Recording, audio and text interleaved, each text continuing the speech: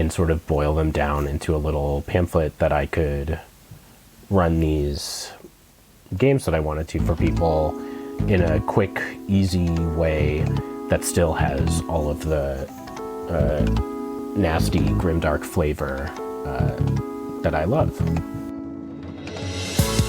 Welcome to the Draw Your Dice podcast, the show that calls on the champions and new contenders of the tabletop RPG arena.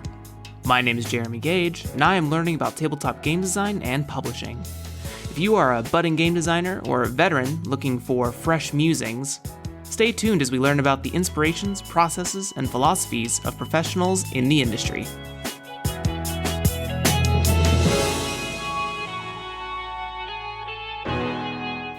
Hello, everyone. Welcome to today's episode of Draw Your Dice. I have a great guest with us today, another fellow trustee from the Brain Trust podcast Discord. If you haven't listened to them or joined the Discord, please do, because you're going to get lots of insight from really great designers all over the place. We are going to talk about some games today developed by this person who has taken inspirations from the OSR package. They specialize in really cool short style games that I feel have a lot of longevity to them. Let's welcome to the stage John Geary. Hello, Jeremy. Hi. John, it's a pleasure to have you here. I feel very happy to be here, and I'm excited to get to know you today. Me too. For the folks at home who may not know you or have had the pleasure of hearing you beat people in Super Smash Brothers, would you give an introduction of yourself as you present yourself to the world for the listeners? Yeah, my name is John Geary. I use he, him, they, them pronouns. You can find me on the internet at Gay Half Orc. I am 27 years old. I live in Massachusetts, and I like to play role-playing games and write them too, I guess. Amazing. All the way from Massachusetts, fellow East Coaster here. Love it. I don't know if I've ever mentioned that I live near the Cleveland area in this show, but I live in the Cleveland area. Maybe Tyler Crumrine's episode. So thanks for being a fellow East Coast Midwestern, or Midwest East Norther. Yeah. We do not have a good name for our area of the region. Before we dive into talking about these games that I had a lot of fun reading, kind of playing. Yeah, you played them. I try to solo play them. Yeah, if you read them, you played them, yeah. Yeah, I love that. Why don't you tell the folks at home, because I like to remind, or I like to show people the journey that people take to becoming a game designer, and it's not always the same for everyone. What was sort of your first role-playing game experience or touch, and what was sort of the first thing that started pushing you to wanting to write or design games? Yeah, I mean, I think I've been playing, I think most people, whether they realize it or not, have been playing role-playing games like their whole life. Like I did a lot of pretending when I was younger, and I played a bunch of gaming has been a huge part of my life, and like the way that I get to know people and like make friends and stuff. I started playing war games at a pretty young age. I was like 10 or 11 years old. I have like a very vivid memory of my cousin coming back to Massachusetts for Christmas, probably in like 2004, and them putting together a Dark Angel Space Marine model kit on my grandmother's kitchen table, and that is sort of like the first spark of hobby games that was introduced to my life. And when I was growing up, I was fortunate enough to have a Games Workshop store at the mall that I grew up near, and I spent basically my entire beginning teen years inside of that Games Workshop, and it became how I made friends, the entertainment that I did, where I hung out, And then I think once I sort of like met people there, I got into like the Warhammer role-playing game and like Planescape, AD&D kind of stuff, which a lot of it I don't really remember that well because I was very young at the time for that. I mean, comparatively to now. So like, I don't really remember playing it so much as like having fun with my friends, role playing and stuff. And so yeah, games have always been a big part of my life. And then as I got older and got back into like more role playing stuff, I kind of found like indie games and Apocalypse World. And then when I got into design, I would say it's because I started listening to the Backstory podcast by Alex Roberts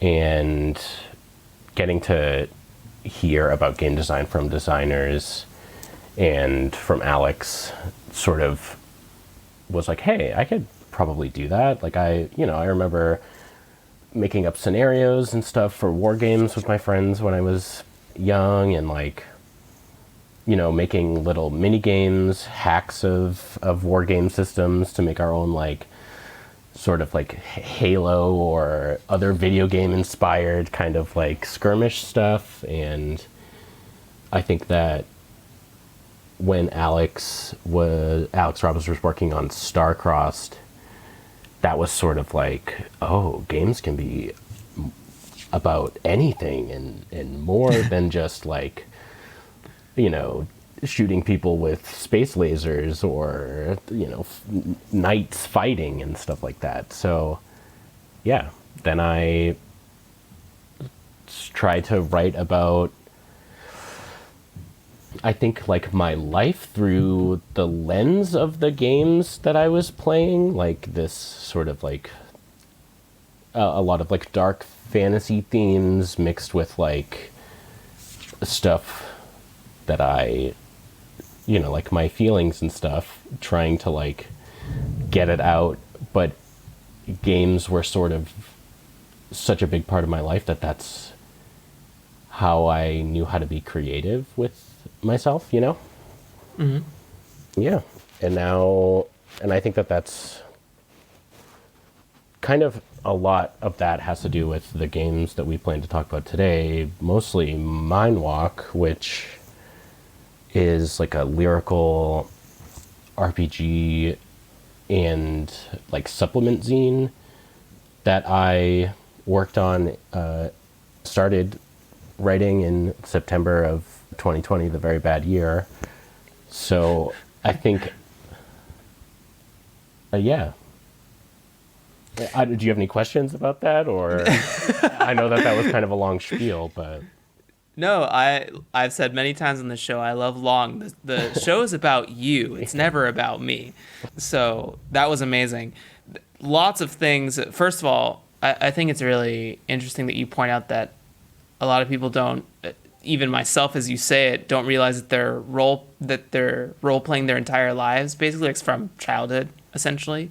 I remember very vividly that when Pokemon first became like a big thing, especially like the trading card game hit in like, I want to say 97, 98, 99, something like that. Yeah, that sounds about right. We would be in the basement, just me and three of my brothers, and two of us would be the trainers yelling out commands, and the other two of us would be some sort of four-legged version of ourselves that would be a Pokemon, and just wrestling, really. It's like someone just calling wrestling moves at each other. Flamethrower! And then my mouth would open, and then we'd have to pretend that flame hit. So I love that you kind of pointed that out, remember, all of you adult gamers out there, the child still lives within you. Don't ever forget that. It's interesting that war games and Warhammer are sort of your first touches. A lot of I think only one other guest so far has had like a non-D&D first touch experience. Maybe not two. I think Adam Vass and Max V have both had non-D&D touches, which is great. I love hearing those sorts of things that when D&D experiences are not the very first thing that people touch base with. I'll have to check out this Backstory podcast as well. Yeah, but I love fantastic. your journey. Yeah, I love your journey, and I think backstory will be on my podcast shout out episode that might be coming in like 2 weeks or as Yeah, of the recording of this episode. it's not running anymore. It was on the One Shot Network, but I think I'm surprised that you haven't heard it, because I think that the show it has like a very similar format to it, and I think that it has a lot to offer. It's a lot of great interviews, and Alex is a fantastic game designer, so definitely check it out. I have underlined it 3 times, so I have no choice but to. Well then, since you sort of spieled it, let's talk about first Mind Walk, and Mind Walk 1, 2, and 3. For the folks at home, I know you gave us a small supplemental piece of it, but give us a full spiel of the Mind Walk series. Okay. So yeah, September of last year, I was really struggling with game design, I think.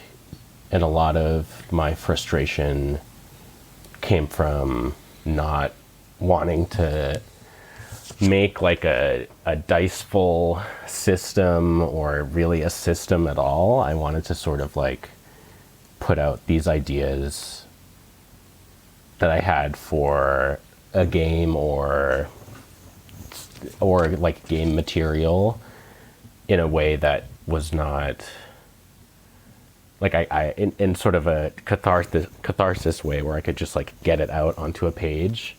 And it was sort of, the idea that I had was like deconstructing the way that I sort of like imagine as I'm playing a role-playing game. Like I think like the first paragraph of the first issue talks about being in like a gray cylinder that's like a hallway, and I wanted to sort of abstract the dungeon of like a classic fantasy game, and sort of put onto the page the way that I imagine my character moving through the world.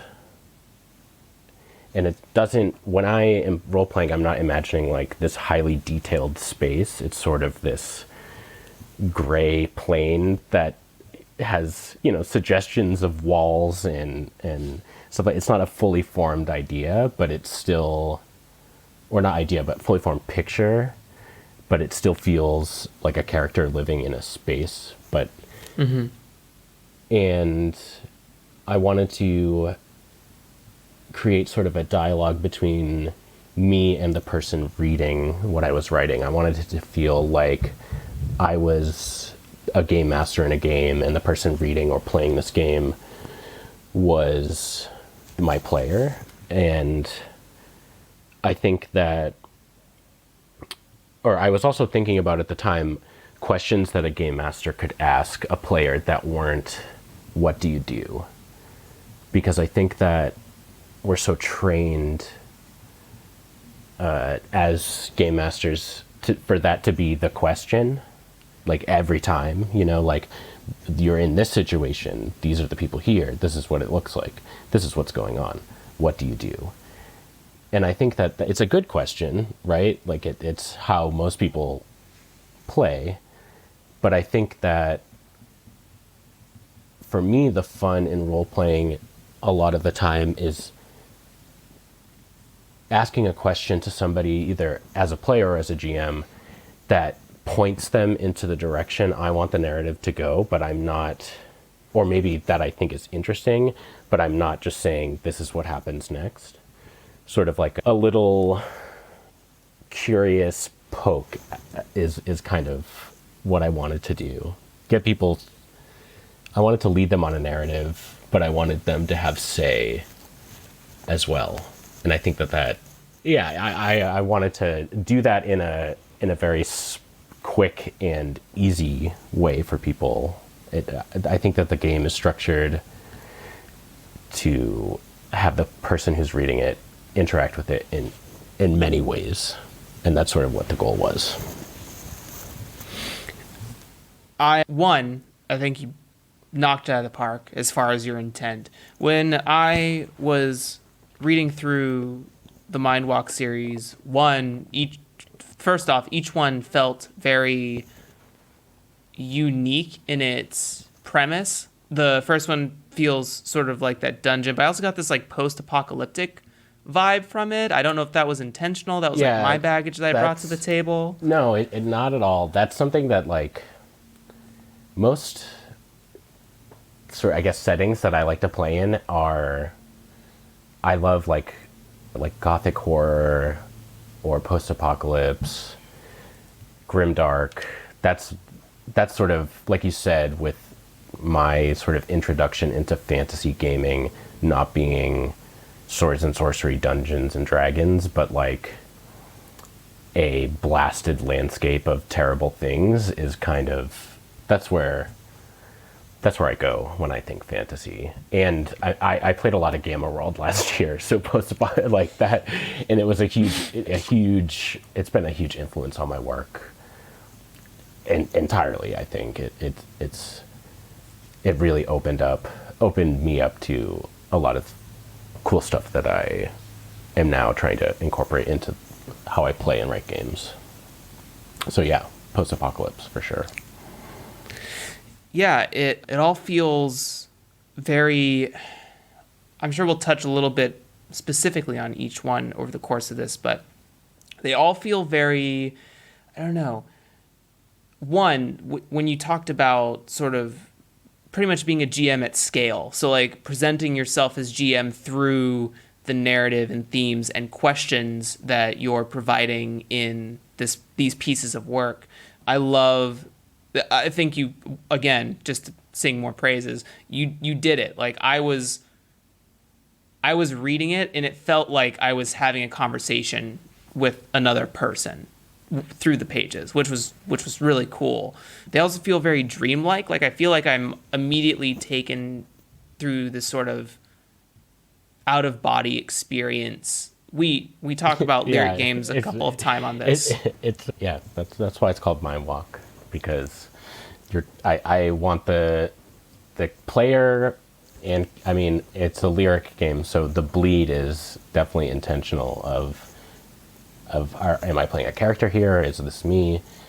I definitely want it to feel like when you imagine what's going on, there's this movement up forward that's kind of uncontrollable. Like you're just observing this movement through a world.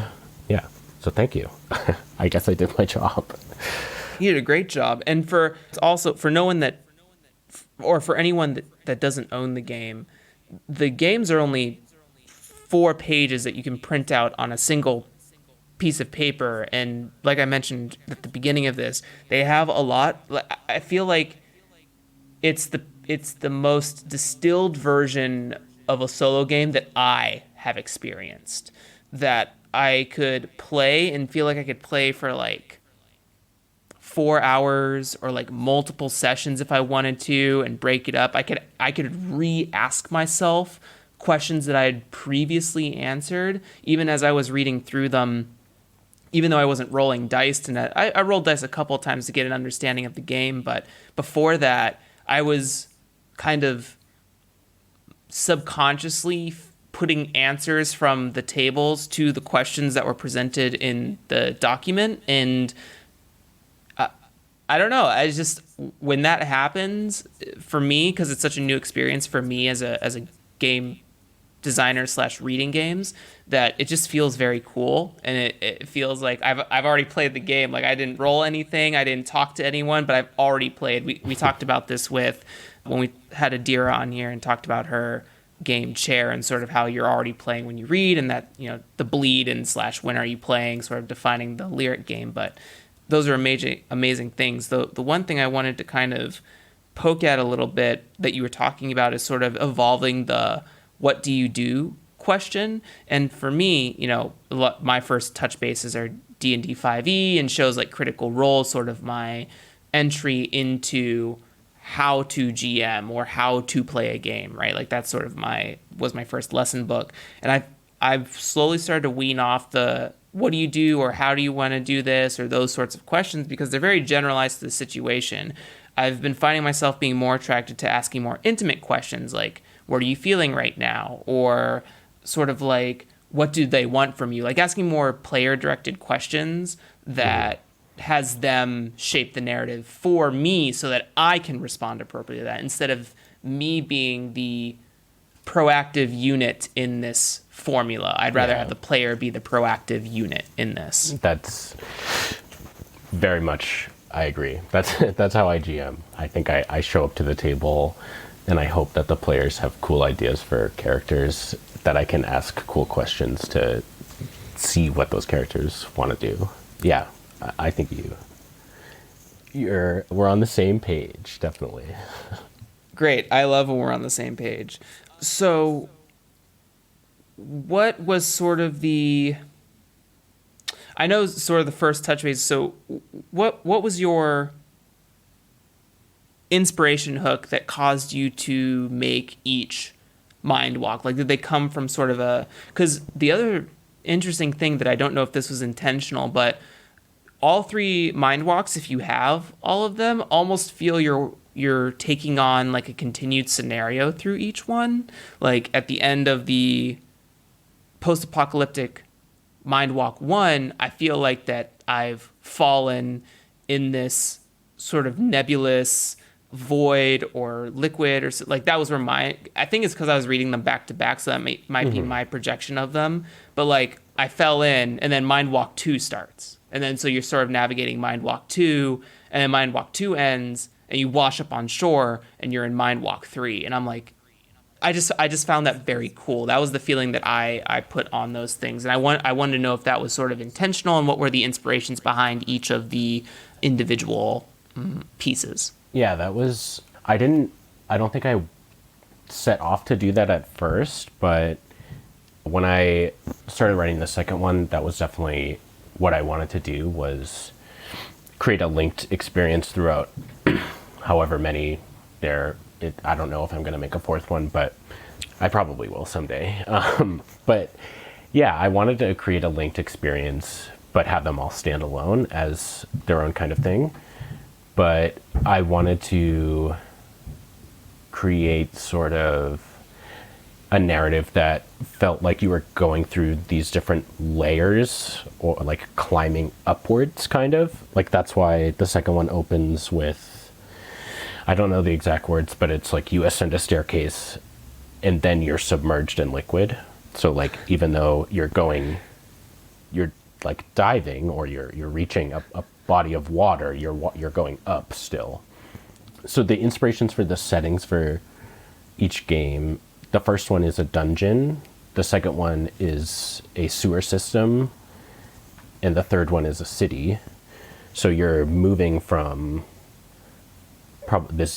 whoever's dungeon it is to the sewer access, where the dungeon, goes up into the sewers, because those were probably built first. And then once you get through the sewers, you're in the city that sits on top of these 2 other levels. So I think the first one is definitely inspired by games like D&D, and then the second one lives in this middle layer that is inspired by games like D&D, but also my favorite Games Workshop game of all time is Mordheim, it came out in 1999. It is sort of this idea of Y2K panic, but or post Y2K society, if that happened, but in a grimdark fantasy setting. So it's this cataclysmic event has happened on a city, and now treasure hunters and adventurers are going to it. And that game had a really big impact on me, because it was a setting that was familiar to me, but in this whole sort of new way. And it's a skirmish game as opposed to like a rank and file war game. So instead of like hundreds of characters or people, you're controlling 5 or 6, and it's a lot more narrative driven, and has a lot like linked scenarios, and there's campaign play, and your characters change over time. And that was a really, that had a big impact on me, because instead of just like dice and games, now I can put narrative to it. And that, so Mindwalk 3 is definitely like my love letter to Mordheim, my favorite game from growing up.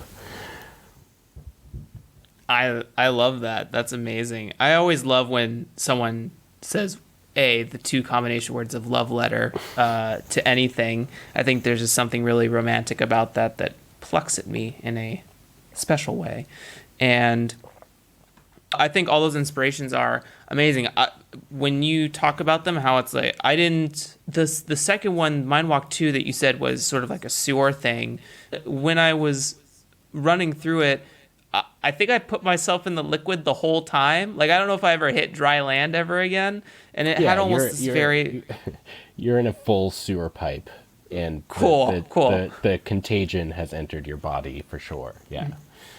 And it was almost this sort of eldritch horror experience that, one, I love. There's this, if you love grim dark / horror fantasy things, dark fantasy things, there's this podcast called The White Vault, which has really been rustling my jimmies for like adventures I'd want to write for sword and sorcery style games or eldritch horror games. But it's rustling jimmies is now canon vocab on Draw Your Dice, so write that in the lexicon, whoever is doing that for me at this time. And I really love the feel of it. I guess for my personal biases, I really love the feel of Mindwalk 2, especially. For Mindwalk 3, you talked about earlier that you were sort of frustrated with dice sort of full systems, like we're talking, I don't know if you were talking specifically like stuff like Blades in the Dark-esque style games, and you were trying to sort of wean away from those. But the third one has a little bit more mechanical brevity to it, that sort of like the map, landmark, walking sort of piece of the game. Why sort of push on this new mechanic? Did you just want to try something different, or what was the intent there? Yeah, there's a sort of a take on a hex crawl in the third issue that uses what's like this piece of math called a Penrose tile. And sometimes I watch nerdy YouTube videos about math and geometry because they come up on my feed and I watch them. And I watched a video about Penrose tiles, and it was really cool. And I was like, oh, this is game stuff right here. This is for games. And for people at home, a Penrose tile is like an organization of two-dimensional polygons that create a infinitely expanding, never repeating pattern. So the one that I used in Mindwalk 3 is the polygons that they use, one of them kind of looks like a dart, and one of them is like shaped like a kite, so like a irregular quadrilateral. And so the mechanical stuff comes from this tile set that I found, a picture of this Penrose tile, and it uses the Penrose tiling as the randomizer, as opposed to having like a hex crawl where you move to a new hex and roll on a table or something like that. It's a 3-color Penrose tile, so that the shape, the actual geometry of the shape, gives you a piece of information, and the color that the shape is gives you a piece of information.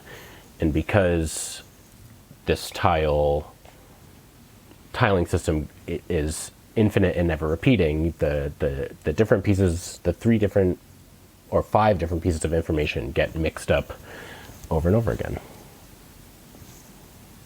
It's almost sort of making an abstraction of as you explain it, my first sort of inklings are to see it as a combination of a hex crawl and like a random table generator almost sort Yeah. of. I mean, you can make informed decisions about where you're moving, but I think it's really interesting to combine those ideas together. I don't know if it was intentional, like intentionally thought of like a random table sort of thing, but that's Yeah, sort of that's my yeah. pull from it. I think that it definitely was, and I think that, like you said, you can make informed decisions. That is sort of like what was exciting about it to me, is that it still has that piece of like hex crawl tech.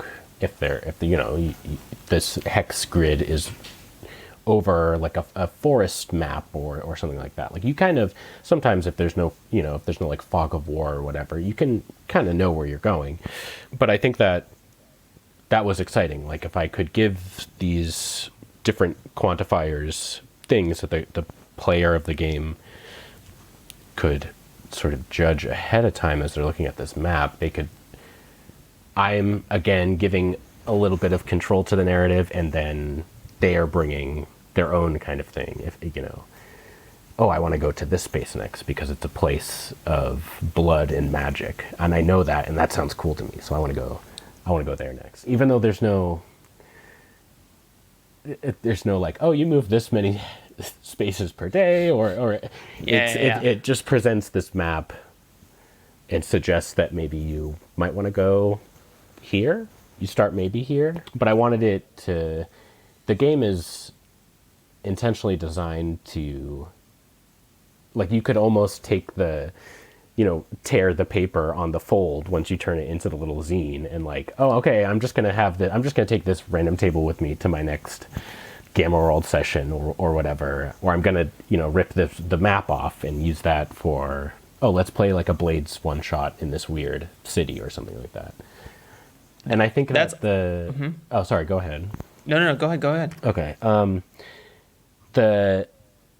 When I wanted to make a Penrose tile map, I think that the city that I knew I wanted to do something, because I love city games, like more time. I love Blades. Blades is one of my favorite games. Even running like D&D games, I think are much more exciting for me to run in a city setting than a wilderness one, because I love the kind of infinite possibility that a city role-playing game has to it. Like, there's no like, oh, well, we need this one thing. Where are we going to find that out here? Well, we're in a city. You can basically just say, yeah, it's here. And I think that the Penrose tiles sort of weird geometry lends itself to like, fantasy city settings of like crooked streets and like not 21st century city planning and stuff like that. So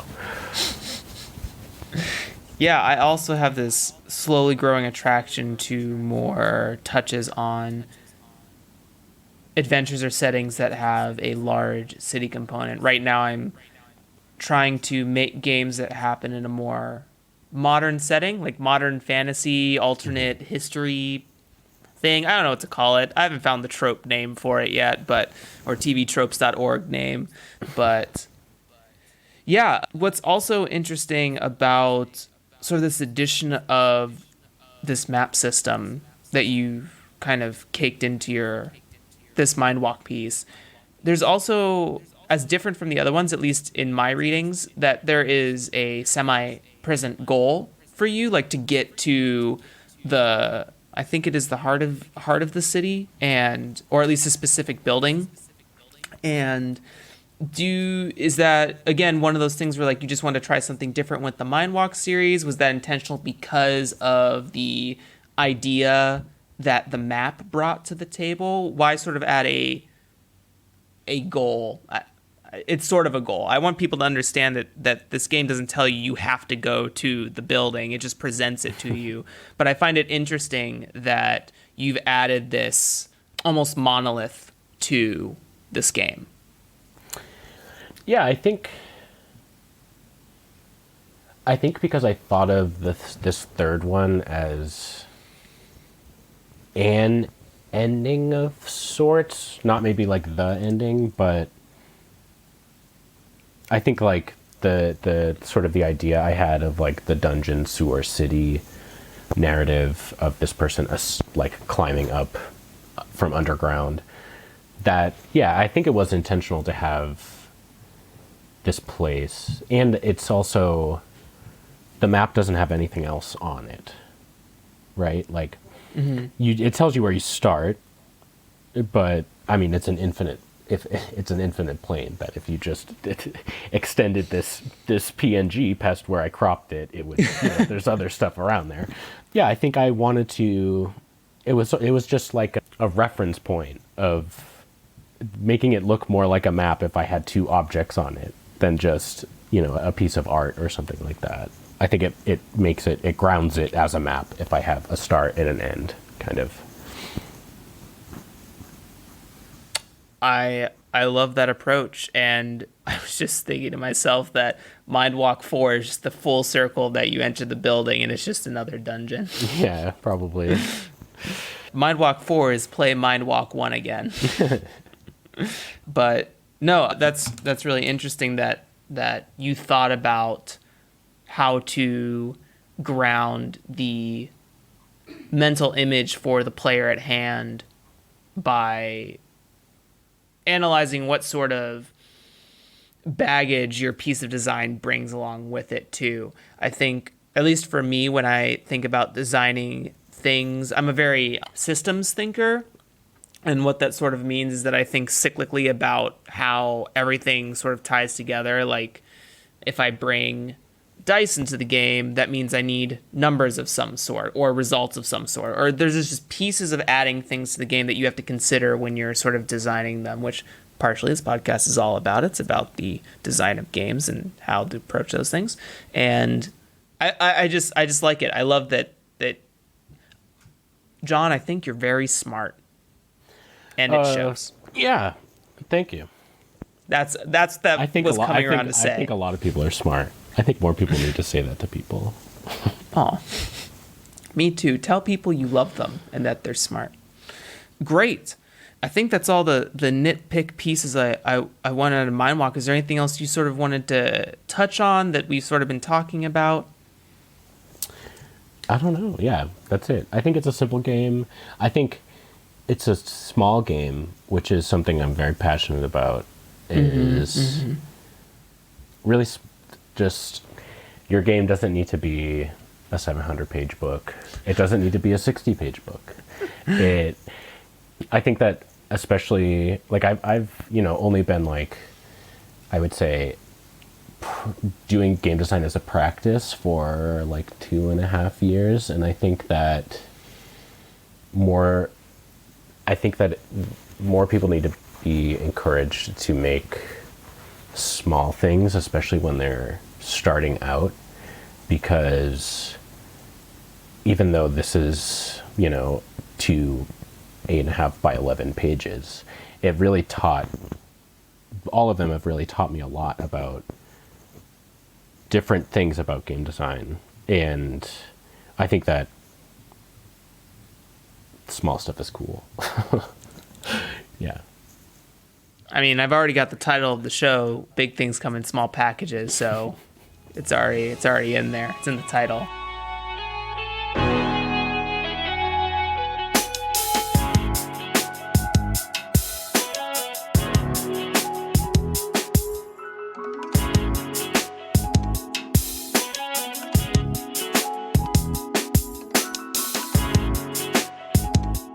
This next segment, before we get into talking about the next bit with Sledgehammer, design trends. So in this, I kind of probe the designer to see if they're noticing any design trends that are really popping up on their radars or blipping on their radars in their communities or in their sphere of influences. Maybe something you like about that's starting to manifest in game design culture, or something that's manifesting that you don't necessarily like. I mean, this isn't a dunking show, except I dunk on D&D a little bit every now and again, but I don't want to point any fingers at anyone, but there are sometimes things that appear that, like when we had what was it, like 2 years ago?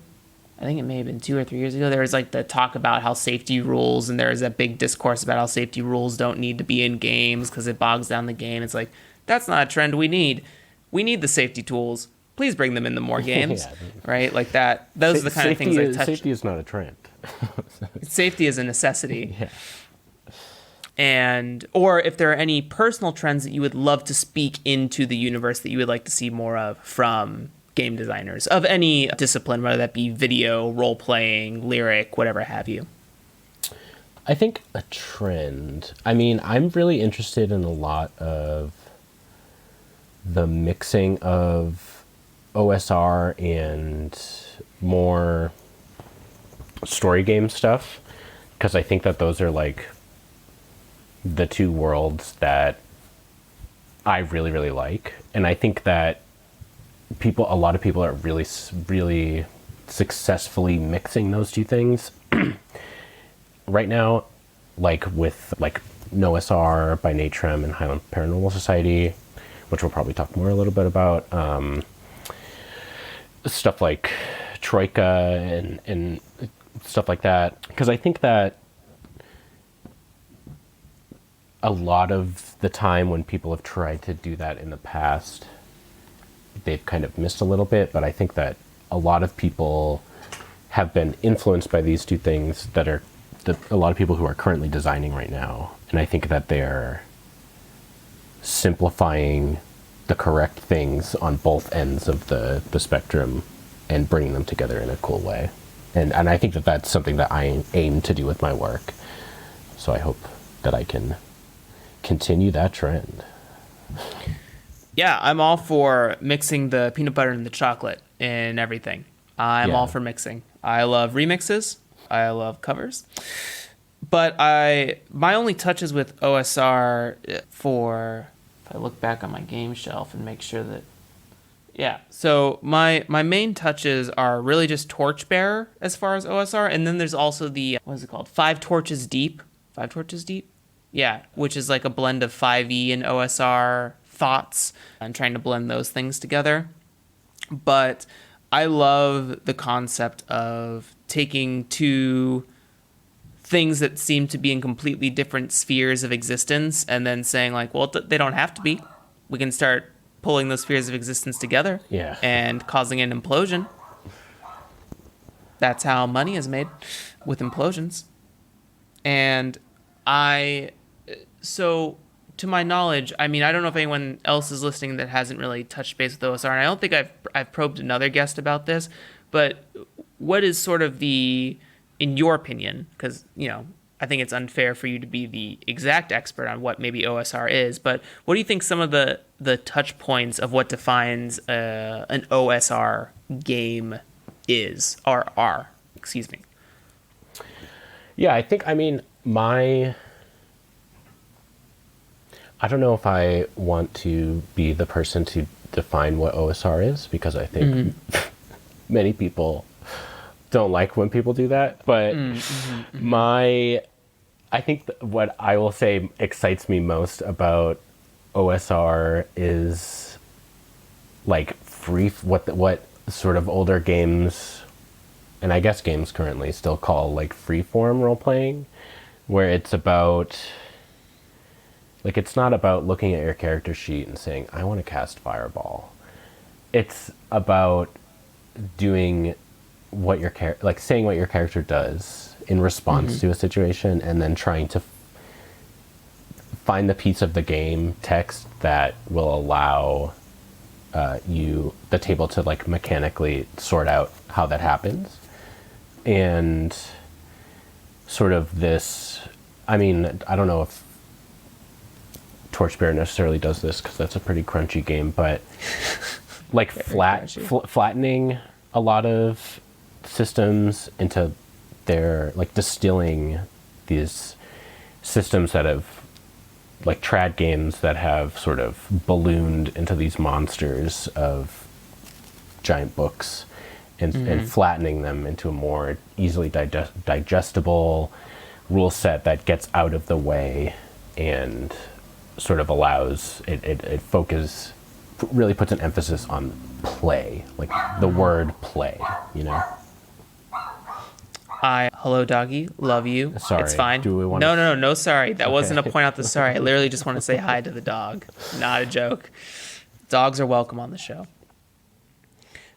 I find that really interesting because when I talked about that Five Torches Deep kind of supplement bridging piece, it really is a squashed down, distilled, as flattened version, as you say, of D&D 5e, which I find very, very fascinating. I think that's what attracted me to it as a piece of work in the first place, because I have as you say, a lot of these games that have been around or not only games, but also the concepts of what trad games sort of stand upon have ballooned in these very large products, and a lot of that stuff gets in the way of play a lot of time.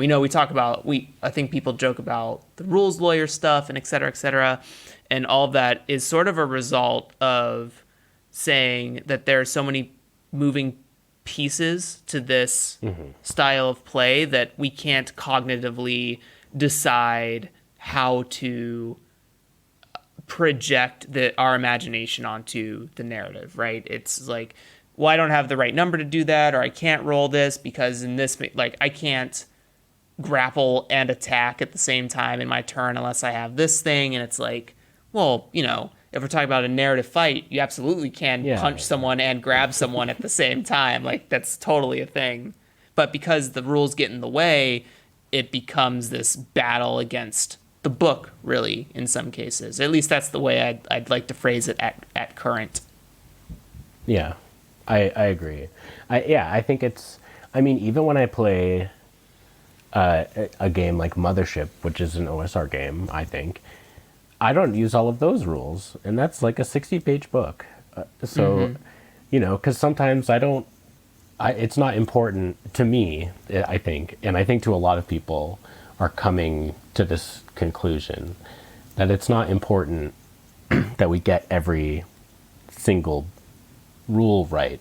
That sounds fair enough. Let's handle it this way. And I think that is great for games, because I'm more interested in what is happening on screen than I am this subsystem or which is cool. Like, crunchy games I like too, but I think it's exciting to see people move in different directions. Exploring unexplored paths.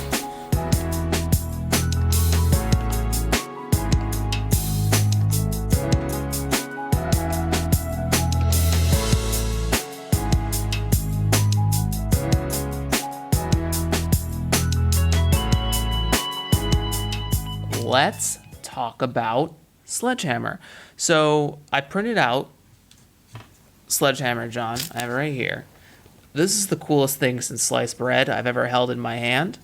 I love that I could print it out on one paper, fold it, and I have a complete game that I could put in my back pocket or in my wallet and always have it with me. It's just so cool.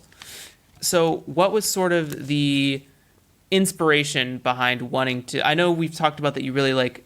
One, would you give a brief introduction to Sledgehammer? And two, what was sort of your inspiration of why Sledgehammer? Why create Sledgehammer? Yeah. Sledgehammer is rules like Grimdark Fantasy OSR game. It is the game that I want. I wrote it for me so I could run it when I play games with my friends. I saw on itch no SR. I think it stands for Nate's something simple rules. I don't remember what the O stands for. It's by Nate Trem of Highland Paranormal Society, and basically he wrote this very, very simple OSR game that basically he had done this improv playstorming-ish kind of session of a fantasy game with people, and then he wrote all the rules down that he used in that. And it's like a 8-page zine. It's like a 1-page folded game. And those are already something that I love to make, just like silly fanzines or different things like that. Because I think, again, I love like small creative projects that I can bang out and then hold a cool little zine that I made in my hand. So when I saw his game, I had already sort of been wanting a very similar thing of like, damn, I really wish I could run some like first edition Warhammer Fantasy stuff, but I don't want to spend 3 hours making characters and, teaching my friends this game from the 80s that is laborious. And I mean, I love it, don't get me wrong. I think it's juicy and fun and has all the good crunchy bits that you want in a game, but it's too much a lot of the time if not everybody is down to spend 2 hours making a rat catcher peasant that is going to die in 30 minutes or whatever. So I tried to take the sort of philosophies of Nate's game and put them through my lens of my references that I have and game mechanics that I like D100 style games, and sort of boil them down into a little pamphlet that I could run these games that I wanted to for people in a quick, easy way that still has all of the nasty, grimdark flavor that I love. I love that. One, to touch on sort of the small projects piece that you could bang out. On a lot of these episodes, just this one's for the listeners. We talked about how your first game doesn't have to be 300 pages. Your first game can literally be a page if you want it to be, and still be a very successful game. I mean, I have Sledgehammer right here in front of me, and holding it, you're like, how do you play? Maybe on someone's first approach, how do you play a game with this that comes from like D&D, right? But then I open this up and I see so much density, and I don't mean crunchy in the sense that this is a mechanically deep game or mechanically heavy game, but there's so much here. There's so much here that you could just run with it and go and have a blast with. And what's nice is that like each player would have their own little packet with their character sheet on it, and I just think that's cool. It's a concept that I've thought about for a really long time when it comes to the character sheet. I've always wanted to create this character sheet that feels like opening a journal that's sort of like a video game menu or something like that, where you could like go to a page, oh, there are my abilities, and then like just have that piece of that cognitive load for that page alone, or something to that effect. But I love it. And you have, there's also all this flavor and theming in here too. I mean, the art direction for it. Now, is this all hand drawn? Yeah, I just did it in Procreate on my iPad, yeah. Amazing. Yeah, I wanted it to feel like my notebooks from like 5th grade, where I would get in trouble for writing Warhammer army lists from memory during class and stuff like that. Yeah. The other thing I wanted to touch on that you sort of mentioned in there was how you wanted, one, to make a game that you want to play, which I think is important for a lot of first game designers, especially myself. Like, I finally found a game that I'm like, I want to play this. This is the game I want to play that kind of like branches off from Sword and Sorcery. I love this. I'll talk about that on some Twitter thread or whatever, but I think it's important to talk about that elephant in the room that's sort of I want all my friends to play D&D 5th edition with me, but they also have to learn all of the rules. Like, let's talk about the mechanical crunchiness behind playing a druid alone and how much you have to remember spells, shapeshift forms, and that's if you're not a Circle of the Moon druid. Like, once you get into there, you're like, what, CR2 and CR3? And there's like a lot of moving parts for that. Spellcasting modifiers, what does an ability score mean? There's a lot of moving pieces to the puzzle. And creating something like Sledgehammer that has I mean, I'm not familiar with Warhammer, but I would like to believe that you nailed Warhammer in these small 8 pages. So to create something that goes from the giant, making up a number, 600-page monster into this tiny packet that has the same exact themes, motifs, and weight behind it. You could bring any adventure to the table, any setting you want to. Like, it's just very powerful. And it's so quick to have a grasp with. You could just hand this little packet to a new player and say, here's the rules. Let's play. Like, you could be done in 10 minutes, which is amazing. Yeah, that's what I set out to do, I think, is make something that... Because I've taught Warhammer Fantasy Roleplay to a lot of people. And no offense to the people I've played the game with, it is not a very fun game to teach. But I wanted to make... There are parts of the game that I love. Like, I love D100. I love D100 games because you can put so much...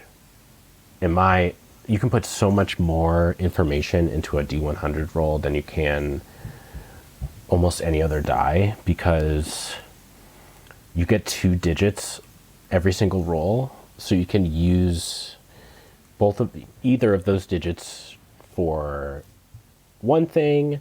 You can use the other one for another thing.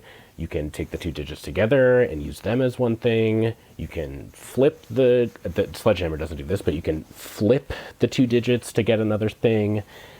And I also really like, and especially for new players, be like, okay, you have +3 on this D20 roll versus 13. They don't understand. Nobody should know how to do the odds to that. Like, they don't know what that means. They don't know, okay, so how likely am I to succeed? I don't know. Like, pretty good. It's pretty good. You got +3, right? That sounds good. But if you have, okay, you need to roll under 25 on a D100. That means you have a 25% chance to do the thing. Like, I think I like it a lot. And I also really like the advantage system from the most current iteration of Warhammer Fantasy, because I, as somebody who played, I thankfully don't anymore, but played too much 5th edition Dungeons & Dragons, not a fan of the advantage system there. I know a lot of people like it, and a lot of people use it for their games because it's very simple. You just take roll the dice twice, take the higher or whatever. I have baggage from playing that game or games with that I don't like.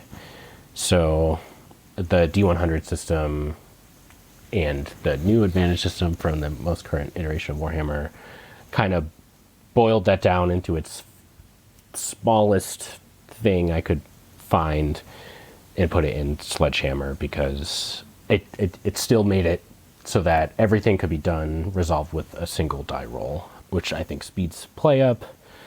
You don't forget I forgot that this one thing gives me advantage or whatever, and now we have to re-roll dice or whatever. You can just be like, no, just add +10 to the score you need to roll under or whatever. Yeah.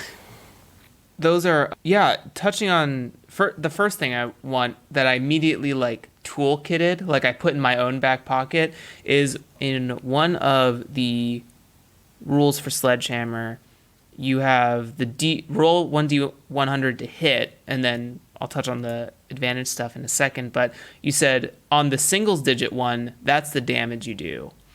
And to me, there's just something so chef's kiss about that, because I constantly think in when I've run D&D games, some of the tips I give players, speed things up, is roll your to hit and your damage at the same time. But then there's 4 dice there, especially when you touch on the pain point of the advantage disadvantage system in D&D, how and all of the number canoodling is causes those scenarios where it really like grinds the game to a stop. Like, oh shit, I forgot my +2. That's actually 13. Oh, I have advantage. I rolled 1 dice. I should roll a second, right? Or I don't have advantage. I rolled 2 dice by accident. Let me roll a third dice. Like just those sorts of things can really muddy what's going on for sure. But that attack, like use one of the dice you've rolled to execute the thing is very chef's kiss to me. The like I laughed at. It's no one should be able to math out D20 plus 5 against CR 13. What's my chances? Or AC 13 or whatever. What are my chances, right? Like with this D100 roll under system, it's blatant. It says, okay, I have a quarter of a chance to fucking nail this thing or I don't, which to me is not the greatest of odds. I don't know if I would take that roll, but I think it's really awesome that it feels so smooth and quick and present. Like I don't need to solve for X when I am playing a game like this. So that's really cool. We see in the information load you could add to a D100, not only in that you could potentially have 100 options if you want to, but again, the percent game is so nice because you could change a table or options in a way that presents them more often, right? We see this in things like Ironsworn as well, where you can build out in like their Ironsworn Delve supplement. You can build out a dungeon and say like, this is the percent chance you have to run into this rare monster. This is the percent chance you have to run into this guy that you're chasing. And like those things are also very cool, useful, feel smooth, and are quick. And you can shift those to create a different feeling at all times, right? You can change that rare monster because like you've hurt one of the babies of that monster, so now increase that size to like half the table, right? You could just X out a bunch of other options, say now 50% chance that this mama's gonna find you and bite your head off because of what's going on. So it's flexible. I guess what I'm saying is that the tables, a D100 system is very, very flexible when it comes to that sort of stuff. Yeah, I agree. I love it. I love D100 games. It's definitely something that I've kitted into the pieces. So this also, Sledgehammer, as you can hear me opening it, this is the ASMR experience. I hope everyone heard that. There's a little bit of setting in here as well, from all of the cobbler options to the careers options, but also the corruption system that you have on here that sort of adds a secondary health layer slash resource layer to the game. Has the word daemon on it. Nowhere else do you sort of, at least not that I see on here, you mentioned the word daemon. Is it daemon? That's whatever, yeah. I'm just using old Warhammer spelling, when British people like to add extra vowels and stuff to their words. That's what invigorate, it's a holdover the difference from. of invigorates. Yeah. But yeah, there's this like little setting component to it, but I guess for an OSR game or that dark, I guess not OSR, but for a dark fantasy, grimdark style game, what was sort of this, because I had Adam Vass on here and we talked about the what does life mean or vitality mean to characters. So why add this sort of topping corruption component on top of the wound system for this? Just the personal question I have. Yeah, so the like main like this game is just it's Warhammer with the serial numbers filed off, but so there's the concept of these gods of chaos or like evil gods, which is the main sort of force of evil in the universe of Warhammer. And it's something that I've always, like religion in fantasy, because of, I guess, my introduction to sort of that universe being my introduction, religion in fantasy has always been a huge motivator for me. Like 9 times out of 10, I'm playing a cleric when I roll up to play D&D. It's just, it's cool, right? Like Ditto. And in a grimdark setting, I think having sort of a corruption mechanic or this fear of a greater power that is injecting itself into you or trying to change you really keeps the characters in the universe of like, it's just bad stuff happening to people. Like I love the idea of a fantasy setting where you're not playing like, champion warriors. Like I'm playing a man with a knife, and that's my character, right? Like I'm playing. That's what that's fun. That for me, that's fun. Like I'm playing a guy who cuts wood for his day job, and the reason he has a weapon is because it's his wood cutting axe, and he, it makes me. When I think a lot of people get like sort of epic scale fantasy because it's this power fantasy for them. Like they feel like the strong hero that's overcoming evil. But to me, and I know a lot of people don't feel like this, but I feel even more powerful when I'm like a barber and I have saved my own life with my bare hands against this horrible force of evil or something. Like that makes me feel more powerful than like I'm this stoic knight who's slayed a dragon. It's like, well, yeah, he's a stoic knight. He's going to slay the dragon, obviously. But if it's a man with a knife and he overcomes the great evil, that is really powerful. And I think that like the corruption system is probably the thing that's most mechanically new about this comparative to OSR, the game that a lot of the mechanics, like the wound system and stuff, is based off of. And I really like this sort of like stuff like Devil's Bargains from Blades, or where your character and the player is sort of testing their luck. And I wanted to incorporate that into the game. And I also wanted to incorporate this sort of dark, horrible stuff into the game as well. So I think that putting them together as this sort of, the design is tempting you to give yourself a +10 to the number you need to roll under, but you have to tick a part of corruption. And the design is tempting you. The only way to heal in the game is to gain corruption. So you sort of have this resource that you're spending that gives you a lot, but if you spend all of it, you basically have to prepare for the worst. The rule is when you fill your Star of Chaos, which is this clock that's in the shape of a 8-pointed star, you succumb to the Dark Gods. It doesn't tell you what happens. It's a signaling to the GM to do your worst, which is like something I've always really enjoyed, is when games, I think I first came like across it from Apocalypse World, where it doesn't tell you the most severe consequence.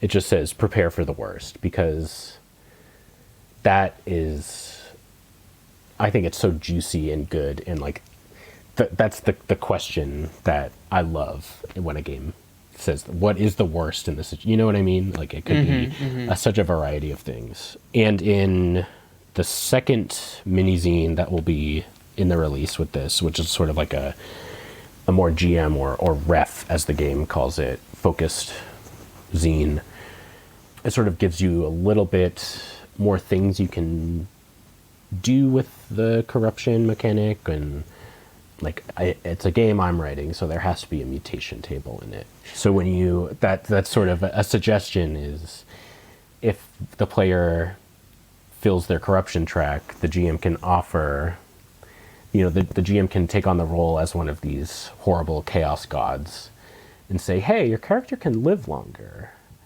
if you allow me to mark you with a horrible tentacle or something like that people in the setting are probably not going to love. Their cook now has a tentacle or something. But I mean, if you want to live past your 5th wound or your 7th point of corruption, then you have to pay that price. And then, that will eventually probably lead the characters to starting their own cult of a chaos god, which is what I want to happen at the end of every The dream. yeah, that's what I want to happen at the end of every Sledgehammer scenario. So The classic dream. I love that. Yeah, I love this sort of like, I know in a lot of cases health often is the ticking clock of games, but that's whether or not they have some way to restore that health or not. But I agree. I like when games sort of don't let death be the final outcome to those sorts of scenarios where like a character is reaching the end of something, where that is life, filling with corruption, the end of a journey or something like that, where it's not like always a noble sacrifice. And, you know, like you said, it could be anything. It doesn't just have to be the character being afflicted. It could be an NPC you've created, a place in the setting. It could be another player character, because it doesn't always have to happen to you in some cases. The worst thing for your character is to lose their family, right? Mm-hmm. Like that could certainly be an option. And I also love this concept of sort of a legacy event for games. I know you talked about mutations, but I've always been poking around with this idea of like, I think about a standard or a classic example of like, there's a necromancer, a player dies, they bring the player back as like a death knight or something like that, whatever that happens to be. And I love these concepts that I don't see too often, at least in the games that I've touched base with, but I love these concepts of games where, no, your player character is still around, they're just a problem for you now in some effect, right? And I love, because it adds this sort of like extended storytelling, and the person who made that character, if they be comfortable with that presented option, gets to see either a potential like redemption. They get to decide how to handle that problem, right? Like I think it still puts onus in the player's hands to deal with their player character. They still exist, they're controlled by me as the GM, but you have a continued say in how the fiction affects them, right? And I think that's really cool, this concept of legacy of mechanics in games. yeah, I agree with all of those points. Awesome. Sledgehammer's a beautiful game, John. Beautiful game. I don't I'm know why you're excited not to play charging it. $50 for this. Because I wouldn't do that. Yeah. No, I'm tracking. But, you know, what was the exact number? Isn't it like 648 or something like that? I don't know. It changes. Yeah. It's Google says it's 688, but Yeah. I saw something on Twitter that said 644 or something the other day. I don't know. Either way, you get almost the exact same game in 8 pages. I don't see why You they have to get to pick make it up with $200 and Yeah. you know what I'm saying? Well, I mean, I don't have a... No. You don't have to pick mine up with 2 hands. Let's just say that. Oh shit.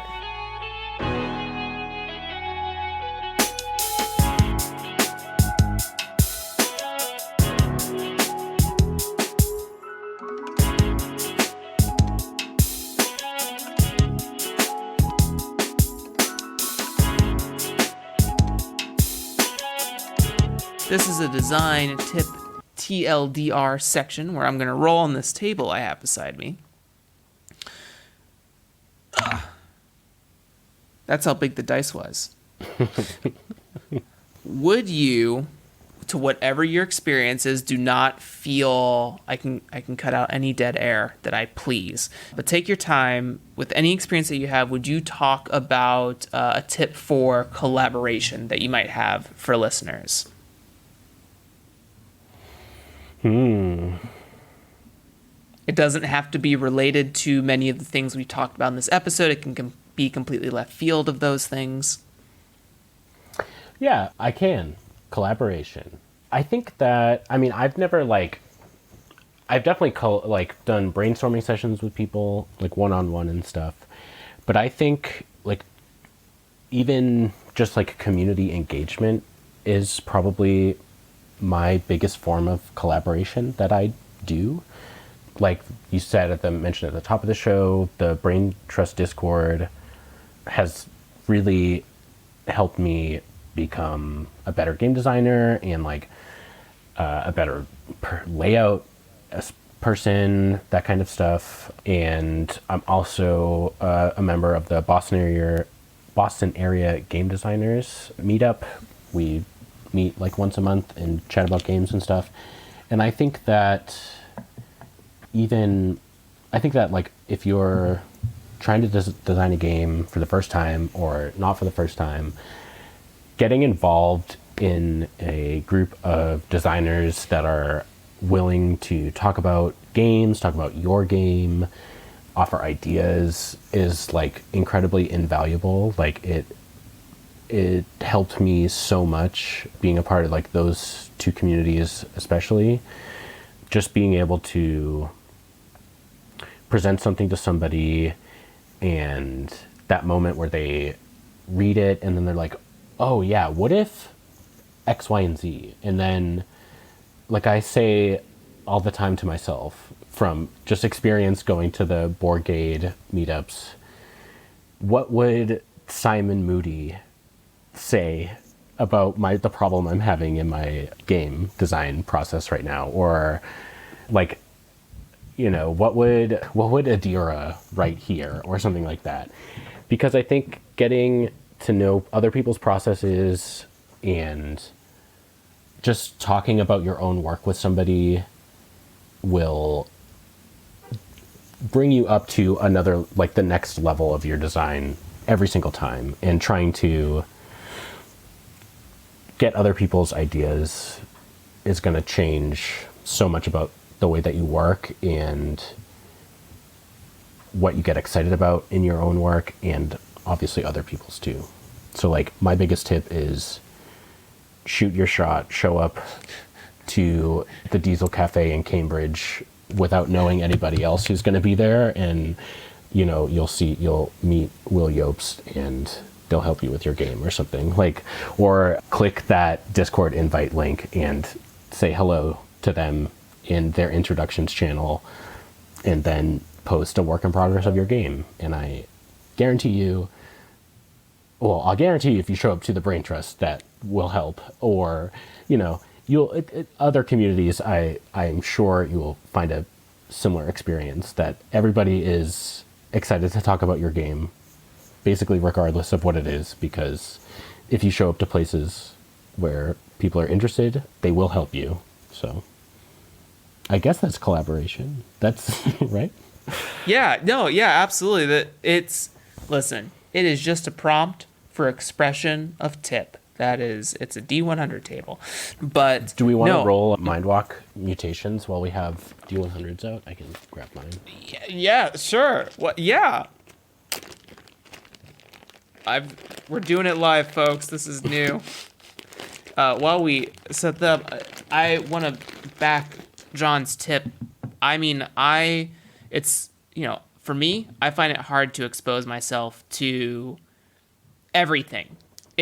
It's hard to find the deep dive that will take you to the right place and get the information that you need for whatever it is you're working on. I don't just mean games. I mean like any discipline that you could be learning at this time. Cooking, drawing, engineer work, like just soaking up ideas. It can be hard to do the R&D of that by yourself. So when you have a space where you can poke out to 10 people at even maximum, I guess, they can help bridge the gap in your lack of knowledge or your lack of focal resource. I mean, I've only been starting to game design in the last 6 months, really since almost starting a little bit before starting this show.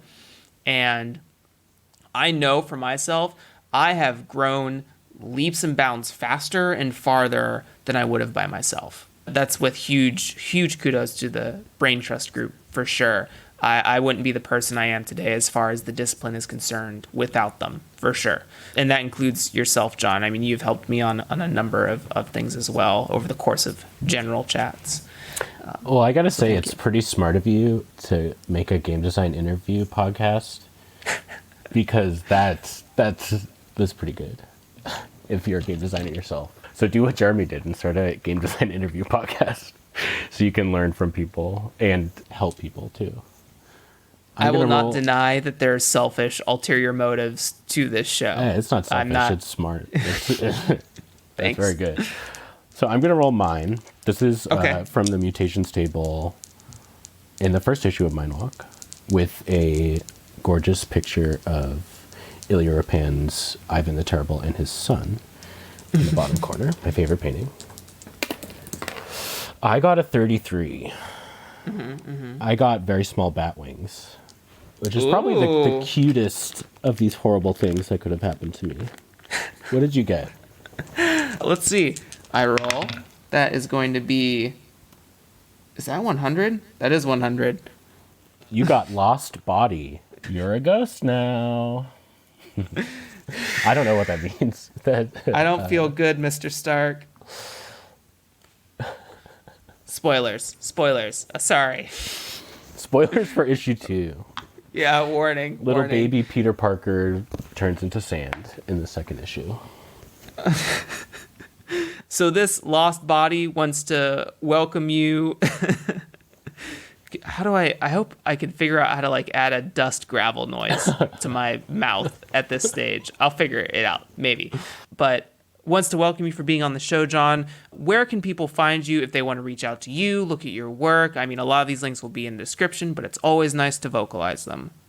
Yeah, you can check out my stuff at gayhalfwork.itch.io, the coolest website on the internet. And then you can go to the worst website on the internet, twitter.com, and look at my profile at gayhalfwork.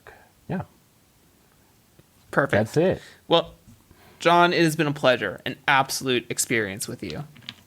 Yeah, I feel very fortunate to be on your show, Jeremy. It's a great show. I wanted to be on it because you're really good at interviewing people. And yeah. I think it's a fantastic show. More people should be on it. If you're listening right now, you should ask Jeremy to be on their show. That's very kind of you. Thank you for saying that. Yes, anyone, new or veteran, is welcome on this show. Please reach out to me on Twitter at JeremyGage5. And John, thank you. Thank you so much. It's been a pleasure having you here. This has been whatever number episode, I'm going to guess. This is going to be 16. I think it's 16. I'm not keeping track. I hope it's wrong. Of Draw Your Dice. Thank you, everyone. Thank you, John. Have a great day. Say bye to the people, John.